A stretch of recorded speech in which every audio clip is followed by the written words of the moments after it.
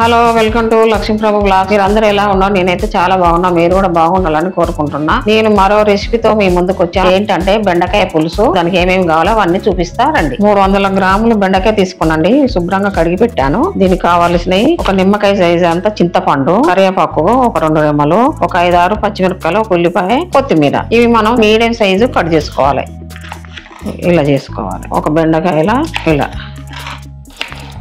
పుచ్చులు ఉంటాయి చూసుకొని మనం కట్ చేసుకోవాలి. కటింగ్ అయిపోయినాయండి. ఇప్పుడు ఉల్లిపాయ, పచ్చిమిరపకాయలు కట్ చేసుకుందాం. ఇలా చిన్న కట్ చేసుకోవాలండి, సన్నగా.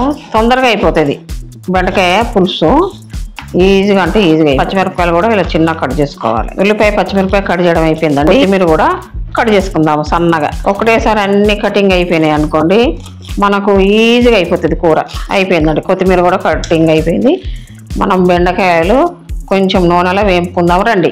స్టవ్ ముట్టించుకుందామండి. ఒక గిన్నె పెట్టేసుకుందాం. గిన్నె వేడెక్కిందండి. ఒక పావు నూనె వేసుకొని కట్ చేసుకున్న బెండకాయలు నూనెలో వేసుకోవాలి. కొంచెం ఉప్పు వేసుకోండి. ఈ బెండకాయ ముక్కలు చప్పగా ఉంటాయి కదా, కొద్దిగా ఉప్పు వేస్తే మంచిగా ఉంటాయి పులుసులకి.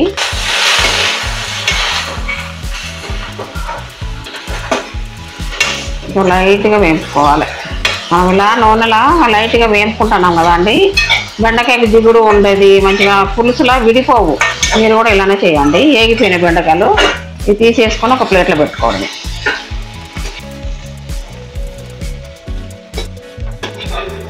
ఇదే గిన్నెలో మనం బెండకాయ పులుసుకు కొంచెం నూనె వేసుకోవాలి. మనం బెండకాయ పులుసు అయిపోయేసరికండి మనం బియ్యం కూడా పెట్టేసుకొని వేడివేడిగా తినచ్చు. ఇది అయ్యేసరికి అన్నం కూడా అయిపోద్ది. తాలింపు గింజలండి. జీలకర్ర, ఆవాలు, 2 ఎండుమిరపకాయలు, పచ్చిమిరపకాయ, ఉల్లిపాయ కట్ చేసి పెట్టుకున్నాం కదండి. ఈ తాలింపులో చేసుకుందాం. ఉల్లిపాయ, పచ్చిమిరపకాయలు పచ్చివాసన పోయేదాకా నూనెలో వేగాలి. కొంచెం మూత పెట్టుకుందాం. 2 రెమ్మలు కరివేపాకు అండి. ఉల్లిపాయల్లోనూ పచ్చిమిరపకాయలు, కరివేపాకు, ఎండుమిరపకాయలు, జీలకర్ర, మెంతులు, ఆవాలు అన్నీ ఎగిపోయినాయండి. అల్లం వెల్లుల్లి పేస్ట్ కొద్దిగా వేసుకోవాలండి. పులుసులకు చాలా బాగుంటుందండి అల్లం వెల్లుల్లి పేస్ట్ వేస్తే. అల్లం వెల్లుల్లి పేస్ట్ కొంచెం పచ్చివాసన పోయేదాకా నూనెలో ఉడకాలి. ఒక 1/2 స్పూను పసుపు అండి. అలాగే కారపొడి ఒక 3 స్పూన్లు కారం.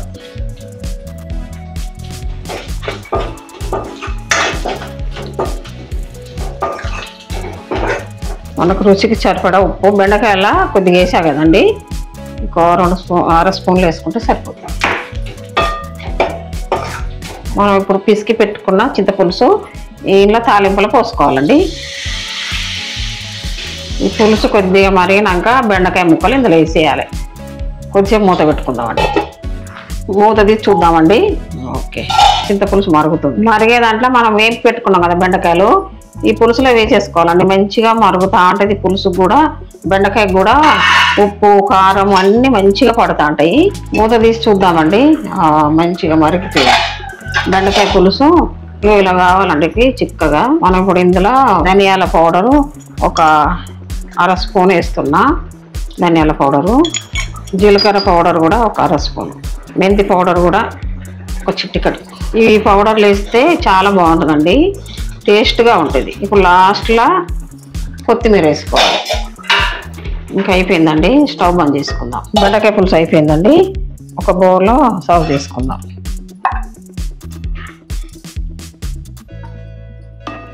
బెండకాయ పులుసు ఇలా కలుపుతుంటేనే మంచి సువాసన వస్తుందండి. సువాసన ఎందుకంటే మెంతి పౌడర్ వేసా, జీలకర్ర పౌడర్ వేసా, ధనియాల పౌడరు, ఆ స్మెల్ చాలా బాగుంది. ఎప్పుడెప్పుడు ప్లేట్లో పెట్టుకొని తినాలని ఉంది నాకు. ఇప్పుడు తింటున్నా నేను. వేడండి, అన్నం వేడి ఉంది. మన బెండకాయ పులుసు ఇప్పుడే కదా, అన్నం కూడా ఇప్పుడే వండాను కదా, చూశారు కదా మీరు. ఇగో బెండకాయ ఇలా మన నూనెలో వేపుకుంటే ఇలా విడిపోకుండా ఉంటాయండి. చూడు, బెండకాయ లాగానే ఉంది. మనం కొంచెము పచ్చివాసన పోయేదాకా నూనెలో కొంచెం ఉప్పు వేసుకొని వేపుకోవాలి. వేపుకొని పులుసు మరుగుతా అంటే అందులో వేస్తే చాలా బాగుంటాయండి.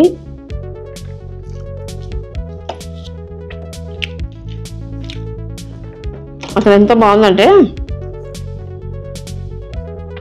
ఇంకా చెప్పే పని లేదు నేను, అంత టేస్ట్ ఉంది. బెండకాయ కూడా మంచిగా ఉప్పు వేసి వేపాను కదా, ఉప్పు బట్టి చాలా బాగుందండి. భలే టేస్ట్గా ఉంది పులుసు. మీరు కూడా చేసుకోండి. చేసుకొని ఎలా ఉందో నా కామెంట్ బాక్స్లో తెలపండి. మన ఛానల్ని సబ్స్క్రైబ్ చేసుకోండి.